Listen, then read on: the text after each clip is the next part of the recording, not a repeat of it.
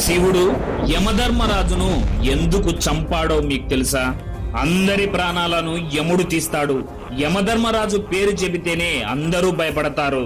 కానీ యముడు తన ప్రాణాలను తీయడానికి వచ్చినప్పుడు మార్కండేయుడు శివలింగాన్ని గట్టిగా కౌగిలించుకొని, నేను పరమశివుడిని పట్టుకొని ఉండగా, ఓ యముడా నన్ను ఏం చేస్తావురా అని అడుగుతాడు. అది విన్న యముడికి విపరీతమైన కోపం వస్తుంది. నువ్వు శివలింగాన్ని కౌగిలించుకొని ఉంటే నేను ఏం చేయలేననుకున్నావా అంటూ యమపాశాన్ని మార్కండేయుడిపై విసురుతాడు. అయితే మార్కండేయుడు శివలింగాన్ని కౌగిలించుకొని ఉన్నాడు కాబట్టి ఆ యమపాశం శివలింగానికి కూడా పడుతుంది.